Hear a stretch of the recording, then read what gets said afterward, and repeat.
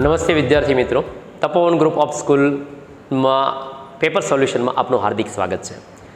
આપણે paper solution તમારી પાસે બુકલેટ તમને મળેલી છે અને બુકલેટના માધ્યમથી આપણે છે તે પેપર સોલ્વ છે તે કરતા હોઈએ છીએ.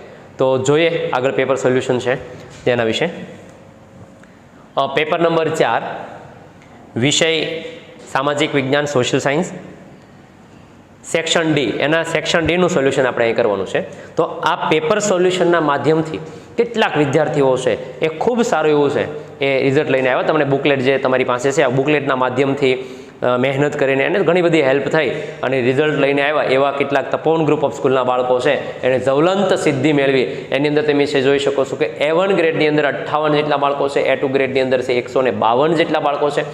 આ ઉપરાંત જે છે એ રામુલિયા ક્રિશા છે એમણે 600માંથી 585 માર્ક્સ મેળવીને ખૂબ જ જ્વલંત સિદ્ધિ મેળવી. ત્યાર પછી તેજાણી કૃષ્ણા છે, ડોબરિયા માહિલ છે, સંઘાણી સ્મિત છે, આ બધા જ બાળકોએ જે છે એ ખૂબ સારું રિઝલ્ટ. કોમર્સની અંદર પણ છે એ 2023-24નું રિઝલ્ટ અહીંયા તમારી સમક્ષ છે એ તમે જોઈ શકો છો કે જેની અંદર આ બાળકો છે એ 70 A1 ગ્રેડ અને 160 જેટલા છે A2 ગ્રેડ છે તે લઈને આ બાળકો છે તે આવ્યા છે. ત્યાર પછી સાયન્સનું રિઝલ્ટ પણ 2023-24ની અંદર તમારી સામે ડિસ્પ્લે પર ખૂબ સરસ મજાનું જોવા. તો તપોવન ગ્રુપ ઓફ છે સ્કૂલ આપણું રિઝલ્ટ સારું સુધરે એ માટે હંમેશા માટે પ્રયત્ન કરતી હોય છે.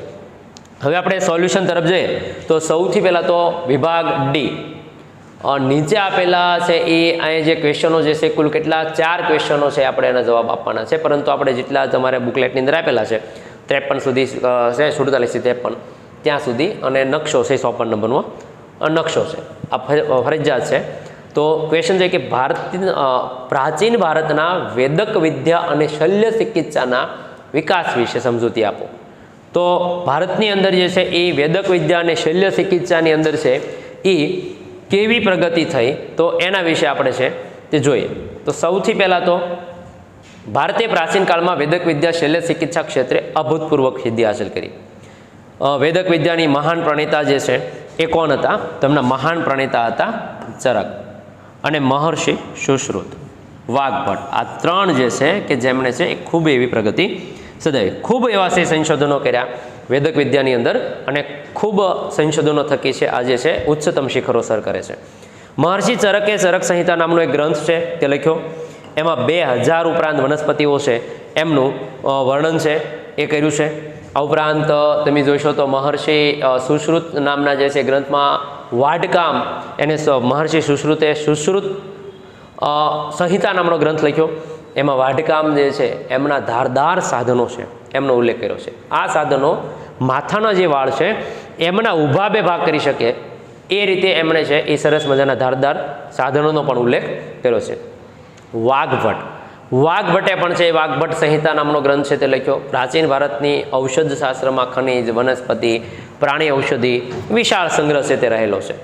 પ્રાચીન ભારતીય ઔષધિ શાસ્ત્રમાં દવા બનાવવાની ઝીણવટભરી વિધિઓ પણ છે. દવાનું વર્ગીકરણ છે, દવાના જે સંબંધી કેટલીક બાબતો છે. વાડકામ કરવા માટે પ્યાલા આકારનો પાટો બાંધતા અને આ પ્યાલા આકારનો પાટો બાંધીને છે એ લોહીનું પરિભ્રમણ અટકાવી અને પછી છે વાડકામ છે કરતા, એટલે કે ઓપરેશનો કરતા. કેવા કરતા? પેઢું, મૂત્રાશય, સારણગાંઠ, મોતિયો, પથરી, હરસમસા, આ બધાના ઓપરેશનો છે ખૂબ સારી રીતે છે એ કરતા હતા. વેદક આમ જોઈએ તો ભાંગેલા હાડકાઓ હોય કે પછી બંધ બેસતા તથા શરીરમાં ઘૂસી ગયેલા પદાર્થોને બહાર કાઢી તમામ બાબતોના નિપુણતા હતા. તૂટી ગયેલો કાન હોય, કપાઈ ગયેલું નાક, પ્લાસ્ટિક સર્જરીઓ સરસ મજાની કરતા. પ્રસૂતિના કાળમાં જોખમી ઓપરેશનો પણ કરતા. બાળ તરફ સ્ત્રીઓના રોગ છે એના પણ હતા. મૃત શરીરમાં વાડકામ કે મીણના પૂતળા દ્વારા છે વિદ્યાર્થીઓ જ્ઞાન આપતા. વિવિધ રોગોના કારણો છે તેના લક્ષણોનું વર્ગીકરણ, તેનું નિદાન કરી અને પાળવાની જે છે પરિજીવો પણ છે એ આપતા હતા કે કઈ રીતની એની પરિજી છે તે પાળવી. આવી રીતે પ્રાચીન ભારતની અંદર માત્ર ને માત્ર મનુષ્યના રોગ ઉપર જ કામ નથી થયું. પ્રાચીન ભારતની અંદર સાથે સાથે છે પ્રાણીના રોગોનો પણ શાસ્ત્ર લખાણા, જેમાં હસ્તી આયુર્વેદ છે, ત્યાર પછી શાલિહોત્રનું અશ્વ આયુર્વેદ છે. આ ઉપરાંત છે કેટલાક વાઘભટ્ટે નિદાન ક્ષેત્રે અષ્ટાંગ હૃદય નામનો છે ગ્રંથ લખ્યો અને મહત્વનો ફાળો છે તે આપ્યો છે. તો આવા સરસ મજાનું એવું કામ છે એ સમયની અંદર છે એ થયેલું. બીજો પ્રશ્ન એવો છે કે પ્રાચીન ભારતનું ધાતુ વિદ્યામાં પ્રદાન જણાવો. કે ધાતુ ક્ષેત્ર ઉપર 48મો ક્વેશ્ચન છે કે ધાતુ ક્ષેત્રમાં કેવો વિકાસ થયો. ધાતુની આમ વાત કરીએ તો ધાતુ વિદ્યામાં અદ્વિતીય સિદ્ધિ હાંસલ કરેલી છે. કઈ રીતે હાંસલ કરેલી છે? તો એમના કેટલાક ઉદાહરણો જે છે એ આપણે અહીંયા જોવા જઈએ તો પ્રાચીન સમયમાં સિંધુ ખીણની અંદરથી હડપ્પીય સંસ્કૃતિમાંથી કેટલાક અવશેષો મળ્યા. કયા અવશેષો? કાંસાની એક નર્તકીની મૂર્તિ છે તે મળી આવી. કુષાણ વંશના રાજવીના સમયમાં ભગવાન બુદ્ધની પ્રતિમા હતી જે તક્ષશિલામાંથી મળી આવી. 10મી અને 11મી સદીમાં ભારતની અંદર ધાતુ શિલ્પ બનાવવાની કલા છે પૂરજોશમાં શરૂ થઈ અને દક્ષિણ ભારતમાં ચોલ રાજવીઓના સમયની અંદર ખૂબ મોટી સંખ્યાની અંદર ધાતુ શિલ્પ છે તે તૈયાર કરવામાં આવેલા. તો આ રીતના સરસ મજાના ધાતુ શિલ્પો જે છે એ બનાવવાની શરૂઆત થયેલી. હવે ત્યાર પછી જે છે એ આ સમયમાં તૈયાર થયેલા કેટલા સરસ મજાના મહાદેવ જે છે એ શિવ જેમનું જે છે એ શિલ્પ સરસ મજાનું એવું જેને આપણે નટરાજનું શિલ્પ છે કહીએ છીએ. બીજા ચેપ્ટરમાં પણ તેમને એની પ્રતિમા આપેલી છે. ધાતુ વિદ્યાના શ્રેષ્ઠ નમૂનાઓ આ શિલ્પ જે ચેન્નઈના સંગ્રહાલયની અંદર છે એ સમાવવામાં આવેલું છે. આ ઉપરાંત ચેન્નઈના જે છે સંગ્રહાલયમાં પણ ધનુર્ધારી રામનું શિલ્પ પણ છે એ સંગ્રહિત થયેલું છે. ગુપ્ત રાજાઓનો જે સમય હતો એ સમયમાં સારનાથમાંથી પ્રાપ્ત થઈ બુદ્ધની પ્રતિમા, નાલંદા અને સુલતાનગંજમાંથી મળી આવેલી છે બુદ્ધની તાંબાની પ્રતિમાઓ છે, મથુરામાંથી મળી આવેલી છે જૈન પ્રતિમાઓ છે. ધાતુઓમાંથી બનેલા છે કલાત્મક વેદ, દેવી દેવી, પશુ પક્ષીઓ, હિંચકાની સાંકળ, સોપારી કાપવા માટેની વિવિધ પ્રકારની સુડીઓ, કલાત્મક દીવીઓ વગેરે જે શિલ્પ મહત્ત્વના ગણવામાં આવે છે. આવા કેટલાક ધાતુ શિલ્પોનું પણ નિર્માણ છે તે થયેલું જોઈ શકાય છે. ત્યારબાદ નેક્સ્ટ સવાલ તરફ જઈએ તો ભારતમાં કૃષિ ક્ષેત્રે થયેલા ટેકનિકલ સુધારાઓ. તો ટેકનિકલ સુધારાની અંદર આ સવાલ લખો તો આવી રીતના મુદ્દાવાઇઝ લખો તો બહુ જ સારી રીતે છે તમને યાદ પણ રહી જાય અને પેપરની અંદર પણ છે પૂરા માર્ક્સ આવવાની પૂરી સંભાવના રહે. તો પહેલાં યાંત્રિકીકરણ વિશે જોઈએ. તો યાંત્રિકીકરણ એટલે કૃષિ ક્ષેત્રે દાંતરડો, હળ, ગાડું, ટાંચા, સાદા સાધનોનો પહેલાં ઉપયોગ થતો હતો. ધીરે ધીરે કરતાં આ સાધનોમાં ફેરફાર આવ્યો. કેવો? તો કે ટેલર્સ, રોટાવેટર, આ ઉપરાંત છે એ લણણી કરવા માટે કે પછી કાપણી માટે થઈને થ્રેસર, હાર્વેસ્ટર, અત્યાધુનિક સાધનો આવ્યા એટલે આને આપણે ટેકનિકલ સુધારા કહેશું. બીજું સિંચાઈમાં કેવા પરિવર્તન આવ્યા? તો કે પહેલાં ખેડૂત કોસ અને રેન્ટનો ઉપયોગ કરતો સિંચાઈ માટે. હવે સબમર્સિબલ, મોનોબ્લોક પંપ આવ્યા, સોલાર પંપ આવ્યા કે પછી ફુવારા પદ્ધતિ, ટપક પદ્ધતિ જેવી પદ્ધતિ આવી. રાસાયણિક ખાતરમાં કેવો પરિવર્તન થયા? કૃષિ ક્ષેત્રે પહેલાં જે છે રાસાયણિક ખાતરોની જગ્યાએ હવે ડીએપી, એનપીકે, યુરિયા, જૈવિક ખાતરો, પ્રવાહિક જૈવિક ખાતરો, આ ઉપરાંત જે છે કૃષિ ઉત્પાદનની અંદર ખૂબ વધારો થયો. ત્યાર પછી કેટલાક સુધારાઓ જે છે એ થયા. કયા? તો કે હાઇબ્રિડ બિયારણો, કૃષિ ક્ષેત્રે નવા બિયારણોનું સંશોધન થયા. એના કારણે આ ટેકનિકલ સુધારો કહીશું આપણે. વિકાસ થયો અને એના કારણે બિયારણો છે એ બીટી બિયારણો પણ સરસ મજાના આવ્યા. ગ્રામ સેવક, આ ગ્રામ સેવક છે દરેક ગામની અંદર છે એ ખેડૂતોને માહિતી આપવા માટે નિમણૂક કરવામાં આવે, માર્ગદર્શન આપે. સંશોધન, ખેડૂતને માહિતી આપે છે, નવા સંશોધન થાય એની અને ખેડૂતને વધારે જાગૃત બનાવે. તાલીમ કેન્દ્ર, હવે તાલીમ કેન્દ્ર છે એ દરેક જિલ્લા મથકે અત્યાધુનિક પદ્ધતિથી ખેડૂતોને છે પ્રશિક્ષણ કરવામાં આવે. ખેડૂતોને તાલીમ કેન્દ્ર સ્થાપવા માટે છે કૃષિ મેળાઓ દ્વારા છે સરસ મજાના સાધનો સામગ્રી છે એ માર્ગદર્શન પૂરું પાડવામાં આવે. ત્યાર પછી કેટલીક યુનિવર્સિટીઓ સ્થાપવામાં આવી. ભારતમાં દરેક રાજ્યમાં કુશળ કૃષિવેદો તૈયાર થાય એ માટે યુનિવર્સિટીઓ છે એ સ્થાપના કરવામાં આવી. જેમ કે ગુજરાતની અંદર દાંતીવાડા, જૂનાગઢ, આણંદ, નવસારી, આ બધી જગ્યાએ સરસ મજાની યુનિવર્સિટીઓ છે એ આપણે સ્થાપી શકીએ છીએ. ત્યારબાદ સ્થાપના કરવામાં આવી. સંશોધન સંસ્થાઓ શું કામ કરી રહી છે? ભારતમાં કૃષિ ક્ષેત્રે 2 સંશોધન સંસ્થાઓ છે. એક છે ICAR અને બીજી છે DARE, Indian council of agriculture research, department of agriculture research and education જેવી છે એ કેટલીક સંસ્થાઓ કામ કરી રહી છે. તો આ ટેકનિકલ સુધારાઓ હતા. આ સવાલને તમે આવી રીતનું જ્યારે લખશો સ્ટેપ બાય સ્ટેપ યાદ પણ સરળતાથી રહેશે અને પરીક્ષાની અંદર તમારી કંઈક અલગ છાપ છે તે પડશે. પ્રચાર માધ્યમો દ્વારા છે કેટલીક બાબતો જે છે સરકાર દ્વારા ખેડૂતોને રેડિયો, ટીવી, ડીડી કિસાન ચેનલ છે, મોબાઈલ એપ છે, ટોલ ફ્રી નંબર પણ અહીં આપેલો છે 1800-180-1551 છે. ત્યાર પછી ખેડૂતોને વેબ પોર્ટ છે, આઈ ખેડૂત મોબાઈલ દ્વારા છે સતત માહિતી, નવી તકનિક, માર્ગદર્શન મળી રહે એ માટે પણ સરસ મજાનું કામ થઈ રહ્યું છે. આ રીતે ખૂબ સારી રીતે સવાલનો જવાબ છે તે લખી શકો છો. નેક્સ્ટ સવાલ તરફ આપણે જે છે એ આગળ વધીએ તો સૌથી પહેલાં ટૂંક નોંધ લખો હરિયાળી ક્રાંતિ. હરિયાળી ક્રાંતિ વિશે આપણે જ્યારે ટૂંક નોંધ લખવી હોય તો એની અંદર કેટલીક બાબતો છે એ જોવી પડે. તો હરિયાળી ક્રાંતિ વિશે જે આપણે જે જોતા હતા એની અંદર છે તે જોઈએ તો સુધારેલા જે બિયારણ છે, રાસાયણિક ખાતરોનો છે વધેલો આ જે ઉપયોગ છે, પ્રચંડ પુરુષાર્થ છે. કોનો પ્રચંડ પુરુષાર્થ છે? તો ખેડૂતોનો પ્રચંડ પુરુષાર્થ છે. વીજ વિતરણની વ્યાપક વ્યવસ્થા છે, સિંચાઈની સરસ મજાની સગવડો નોંધપાત્ર વધારો થયો અને આના કારણે થઈને ઉત્પાદનની અંદર જે કાંઈ વધારો થયો છે એમને આપણે હરિયાળી ક્રાંતિ છે કહેશું. ઉત્પાદનની અંદર વધારાને આપણે હરિયાળી ક્રાંતિ ઓળખીએ છીએ. કૃષિ ઉત્પાદનમાં વધારો કરવો એ હરિયાળી ક્રાંતિનો મુખ્ય ઉદ્દેશ છે. આમ તો જેમ કે ખેડૂતોને છે સુધારેલા બિયારણો, વધુ પ્રમાણમાં રાસાયણિક ખાતરો, જંતુનાશક દવાનો ઉપયોગ કરવા માટે પ્રેરિત કરવામાં આવ્યા અને પરિણામે ઉત્પાદનમાં કેટલોક વધારો જે છે એ નોંધાણો. તો આ વધારાના સફળતા જે છે મળી એ આપણે હરિયાળી ક્રાંતિ તરીકે છે એ ઓળખીએ છીએ. નેક્સ્ટ, હરિયાળી ક્રાંતિમાં થવાથી શું ફેર પડ્યો? તો કે ઘઉં અને ડાંગરનો જે પાક વિક્રમજનક ઉત્પાદન વધ્યું. કપાસ, શેરડી, શણ, તેલીબિયા, રોકડિયા પાકને નોંધપાત્ર વધારો થયો. હરિયાળી ક્રાંતિથી દેશમાં પહેલાંના સમયની અંદર છે એ જે ખાદ્ય અનાજની અછત હતી, આજે આપણા દેશની અંદર તીવ્ર આમ જોવા જઈએ તો ખૂબ સરસ મજાના એવા પર્યાપ્ત માત્રાની અંદર છે ભંડારો જોવા મળે છે. આ ક્રાંતિ પછી દેશમાં દુષ્કાળની અસર જે ખાસ અસર નથી થતી, હરિયાળી ક્રાંતિ પહેલાં એની ખૂબ જ અસર થતી હતી. અન્ન ક્ષેત્રે દેશનું સ્વાવલંબન એ હરિયાળી ક્રાંતિની સીમાચિહ્ન રૂપ છે, એ સિદ્ધિ આપણે કહી શકીએ છીએ. તો હરિયાળી ક્રાંતિ જે છે એના કારણે થઈને દેશમાં અનાજનું ઉત્પાદનમાં ખૂબ બધો વધારો થયો. ત્યાર પછી નેક્સ્ટ સવાલ જે છે એ બેરોજગારી ઘટાડવા ગ્રામીણ ક્ષેત્રમાં થયેલા ઉપાય. ગ્રામીણ ક્ષેત્રમાં કેવા ઉપાય થયા બેરોજગારી ઘટાડવા માટે થઈને? તો સૌથી પહેલાં તો મોટા ભાગની વસ્તી ગ્રામીણ ક્ષેત્રમાં વસે છે આપણા દેશમાં. હવે તેથી ગ્રામીણ ક્ષેત્રે રોજગારી ઘટાડવા માટે સરકારે અનેક ઉપયોગો હાથ ધર્યા. કેવા? તો એ સમયમાં રોજગારીને ઘટાડવા માટે છે ખેતરમાં વર્ષોમાં એકથી વધારે વખત પાક લઈ શકાય એવી પદ્ધતિ વિકસાવી. સિંચાઈ ક્ષેત્રે છે એ સઘન કરવા માટે થઈ નાના મોટા બંધ, ચેકડેમ, નહેરનું નિર્માણ કર્યું, ટ્યુબવેલનું નિર્માણ કરવામાં આવ્યું. નવી સરસ મજાની એવી કહી શકાય એવી ખેડૂતોને જે છે એ જમીન ખેડાણ હેઠળ લાવવામાં આવે તો પ્રત્યેક ખેડૂતને છે એ કામ મળી રહે એ માટે કેટલીક વ્યવસ્થા ઊભી કરી.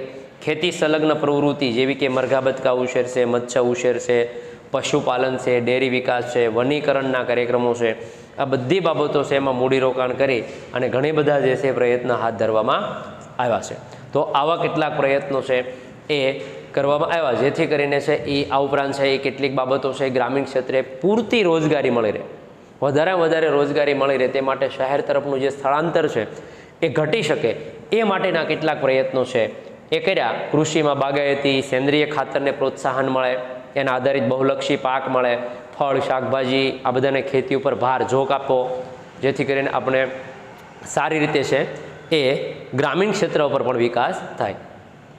ગ્રામીણ ક્ષેત્રે છે એ માનવ વિકાસને ટકાવી રાખવા માટે થઈને શું કર્યું?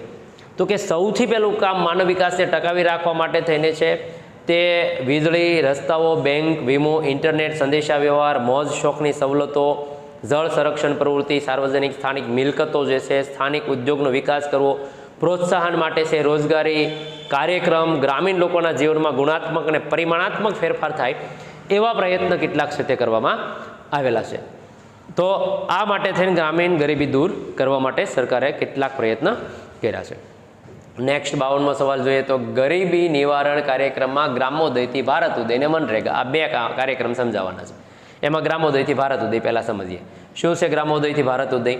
તો આ કાર્યક્રમ છે એ કાર્યક્રમ હેઠળ સૌથી પહેલાં તો રાષ્ટ્રીય પેયજળ કાર્યક્રમ કરવામાં આવે છે, એના કામોનો સમાવેશ કરવામાં આવ્યો. આ કામમાં મુખ્ય હેતુ રોજગારીની તકોનું સર્જન કરવાનું છે, ગામડાઓમાં સમૃદ્ધ બનાવવા માટેનું છે આ યોજના શરૂ કરી છે. એમાં ગરીબ ન્યૂનતમ વેતન મળે એ માટે યોજનાઓ છે. આ કાર્યક્રમ છે અન્ય વન્ય પ્રાણીના પાકોનું રક્ષણ કરવું, વાડ બનાવી, આર્થિક સહાય કરવી જેથી કરીને ગ્રામીણ ખેડૂત છે તેનો વિકાસ થાય. દુષ્કાળ સમયે પશુધન છે એ બચાવવા માટે તેને ઘાસ આપવું, આ પશુ શેડ ઊભા કરાવવા એ માટે થઈને કેટલાક પ્રયત્નો છે તે કરવામાં આવેલા છે. આધુનિક ટેકનોલોજીથી વરસાદની આગાહી કરવી જેથી કરીને છે રેકોર્ડ છે તે જમીનનો રેકોર્ડ જાળવવો, ખેતીમાં યાંત્રિક સાધનોનો વધારે ઉપયોગ થાય, ખરીદીમાં છે એ સબસિડી આપવી કોઈ પણ સાધનો ખરીદવા માટે થઈને, મસાલાવાળા જે પાકો જે છે એની ગુણવત્તા જે છે એ માટે થઈને નવી ટેસ્ટિંગ લેબોરેટરીઓ સ્થાપવી, આ બધો જ સમાવેશ છે એ કરવામાં આવેલો છે. હવે બીજી યોજના છે મનરેગા, મહાત્મા ગાંધી રાષ્ટ્રીય જે છે રોજગાર બાહેધરી યોજના, આખું એમનું નામ છે. મનરેગા એટલે કે મહાત્મા ગાંધી રાષ્ટ્રીય ગ્રામીણ રોજગાર બાહેધરી યોજના. આ યોજના હેઠળ છે એ આ એક રોજગારલક્ષી કાર્યક્રમ છે. આપણા ગામમાં આપણું કામ સાથે મળે છે વ્યાજબી દામ, આ સૂત્ર સાથે આ યોજના ખૂબ જ લોકપ્રિય યોજના છે, લોકોને ગમતી યોજના છે. શું છે યોજનાની અંદર? તો સૌથી પહેલાં તો આ યોજનાની અંદર છે એ રાજ્ય ગ્રામીણ વિસ્તારમાં રહેતા કુટુંબમાંથી શારીરિક શ્રમ કરી શકે એવા બિનકુશળ અને કામ કરવા ઈચ્છુક હોય એવા કુટુંબના પુખ્ત વયના સંબંધને વેતન એટલે કે વેતનયુક્ત રોજગારી આપવાની છે. આ યોજના સરકાર છે એ વર્ષમાં 100 દિવસ, નાણાકીય વર્ષની અંદર 100 દિવસમાં 7 કલાક કામ પૂરું પડે એ નિર્ધારિત કરવામાં આવ્યું છે. દિવસના 7 કલાક કામ મળે એવું. સરકારે કામ આપવા નિષ્ફળ જાય તો વ્યક્તિને બેકારી ભથ્થું પણ આપવામાં આવે છે. એટલા માટે તો કીધું કે મહાત્મા ગાંધી રાષ્ટ્રીય બાહેધરી આપવામાં આવેલી છે એ યોજનાને. આ યોજના નીચે ગ્રામ વિકાસના કેવા કામ કરવામાં આવે છે? તો કે વિકાસના કામ કેવા થાય છે આ યોજના હેઠળ છે એ કાર્યો છે કેટલાક. તો વ્યક્તિગત શૌચાલય બાંધવા, વ્યક્તિગત કૂવાઓ ઢોર છાપરા નિર્માણ કરવા, ઇન્દિરા આવાસ યોજનાઓ પૂરી પાડવી, જમીન સમથળ બનાવવી, જૈવિક ખાતર બનાવવું, મરઘા બતકા ઉછેર, શેડ માછલી સૂકવવી યાર્ડ, બાગાયતી કાર્ય, રસ્તાના વનીકરણના કામ, જળ સંગ્રહના કાર્યો, આવા અનેક ક્ષેત્રમાં વેતનયુક્ત રોજગારી આપી ગરીબીમાંથી ઉપર લાવવા સુધીના પ્રયત્નો સરકારે કર્યા. એમ આ બે યોજનાઓ છે એ થકી ગરીબી દૂર થાય એ માટે થઈને રોજગારી મળી રહે એ માટે પ્રયત્ન કર્યા. 53મો સવાલ છે, ગુજરાત માધ્યમિક ઉચ્ચતર માધ્યમિક શિક્ષણ બોર્ડની જાહેર પરીક્ષામાં દિવ્યાંગ વિદ્યાર્થીઓ કઈ વિશિષ્ટ સવલત મળે છે? જે વિદ્યાર્થીઓ જોઈ નથી શકતા, દિવ્યાંગ છે, એમને માધ્યમિક ઉચ્ચતર માધ્યમિકની જે બોર્ડની પરીક્ષા છે એમાં સવલત શું મળે, સુવિધાઓ શું મળે? તો સૌથી પહેલી સવલત મળે છે પરીક્ષા ફીમાંથી મુક્તિ આપવામાં આવે. એને પરીક્ષા ફી ભરવાની રહેતી નથી. વિષય પસંદગીમાં એમને છૂટછાટ આપવામાં આવે છે. બીજી વસ્તુ, દ્રષ્ટિહીન વિદ્યાર્થીઓ છે આકૃતિવાળા પ્રશ્નમાંથી મુક્તિ, આકૃતિવાળા પ્રશ્ન એમને પૂછાતા નથી. ભાષાકીય જોડણીમાં કોઈ ભૂલભાઈ હોય તો એના માર્ક્સ કપાતા નથી. 3 કલાકનો જે સમય હોય એમાં 30 મિનિટ એક્સ્ટ્રા વધારે આપવામાં આવે, 3.5 કલાક આપવામાં આવે. પરીક્ષાના પ્રશ્નોના ઉત્તર લખવા માટે લહિયાની સુવિધા, લહિયા એટલે કે રાઇટર, તો એમને લખી નથી શકતા તો એમની સુવિધા આપવામાં આવે. પરીક્ષા ઉત્તીર્ણ થયા માટે થઈને જે 100માંથી જે માર્ક્સ લાવવાના હોય ઓછામાં ઓછા 20 ગુણ લાવવાના રહેશે, પાસિંગ માર્ક્સ 20 રહેશે. પરીક્ષા કેન્દ્રમાં ભોંય તળિયે છે બેઠક વ્યવસ્થા ગોઠવવામાં આવે છે. ભોંય તળિયે એટલે કે માની લો કે કોઈ દિવ્યાંગ વિદ્યાર્થી છે તો ઉપરના માળે ન જઈ શકે તો એમના માટે નીચે જ વ્યવસ્થા ગોઠવવામાં આવે. આવી કેટલીક સુવિધાઓ જે આપવામાં આવે, જેને ફર્નિચર સુવિધા, પરીક્ષામાં ફર્નિચર છે એમને સુવિધાયુક્ત પૂરું પાડવામાં આવે. વિશિષ્ટ સાધન સામગ્રીઓની છૂટછાટ આપવામાં આવે. દ્રષ્ટિહીન વિદ્યાર્થી જે જોઈ નથી શકતા એવા વિદ્યાર્થી પ્રશ્નપત્રની સુવિધાઓ છે એ કઈ આપવામાં આવે? તો બ્રેન લિપિમાં પ્રશ્નપત્ર આપવામાં આવે. એની લિપિ જે છે એમાં પ્રશ્નપત્ર. વિદ્યાર્થીઓને શાળાના આચાર્ય પાસેથી માર્ગદર્શન મેળવવું, આવા વિદ્યાર્થીઓ હોય તેમને. દિવ્યાંગતાના ઉચ્ચ શૈક્ષણિક સંસ્થામાં પ્રવેશ માટે થઈને એમને કેટલીક સવલત છે. 5% જગ્યા અનામત રાખવામાં આવેલી છે અને એમને છૂટછાટ વયમર્યાદામાં પણ 5 વર્ષની આપવામાં આવેલી છે. આવી કેટલીક સવલતો છે એ આપવામાં આવેલી છે. આપણા પેપર નંબર 4નો છેલ્લો સવાલ એટલે કે નકશો. આ વિભાગની અંદર 4 સવાલ તમારે ફરજિયાત લખવાના હોય છે. નહીં, 4 સવાલ તમારો ઓપ્શન હોય છે કે જેની અંદરથી તમારે લખવાના હોય છે. આ સવાલ છે એ ફરજિયાત છે. જોઈએ, નકશાની અંદર 3 બાબતો અહીંયા દર્શાવેલી છે. એક પૂછેલી છે કે ભારતના રેખાંકિત નકશામાં નીચેની વિગત યોગ્ય સંજ્ઞા વડે દર્શાવો. રણ પ્રકારની જમીન, ગીર રાષ્ટ્રીય ઉદ્યાન, ચા પકવતો પ્રદેશ, આંતરિક જળમાર્ગ હલ્દિયાથી અલ્હાબાદ. આ 4 બાબત દર્શાવવાની છે. આપણે નકશો છે એ અહીંયા સરસ મજાનો એક નકશો છે તે આપેલો છે. હવે આમાં 4 બાબત દર્શાવવાની હતી સંજ્ઞા સૂચિ સાથે. રણ પ્રકારની જમીન એટલે આપણે અહીંયા સરસ મજાના એવા જે છે એ રાજસ્થાનની અંદર રણ પ્રકારની જમીન અહીંયા આપણે દર્શાવેલી છે. તો આ જમીન છે એ કઈ છે? રણ પ્રકારની છે. આવી રીતનું નામ લખવું જેથી કરીને છે એ સ્પષ્ટપણે દેખાય. એટલે અહીંયા એક રણ પ્રકારની સંજ્ઞા સૂચિમાં થઈ ગયું. ત્યાર પછી બીજું છે ગુજરાતની અંદર સરસ મજાનો ગીર રાષ્ટ્રીય ઉદ્યાન છે તો ગુજરાતમાં જે છે આ સ્થળે જ કરવું. ઘણા બધા વિદ્યાર્થીઓ અહીંયા કરે છે, ઘણા અહીંયા કરે તો ગમે ત્યાં ચાલે નહીં. માત્ર ને માત્ર આ સ્થળ ઉપર ગીર રાષ્ટ્રીય ઉદ્યાન છે એ છે. બીજું પૂછ્યું છે કે ચા પકવતો એક પ્રદેશ, તો ચા પકવતો પ્રદેશ જે છે અસમ વિસ્તાર દર્શાવેલો છે, કારણ કે ચા પકવતા પ્રદેશ જે છે એ 2-3 આપણને જોવા મળે છે. કયા? તો કે એક આપણે છે જોઈ શકીએ છીએ પશ્ચિમ બંગાળ.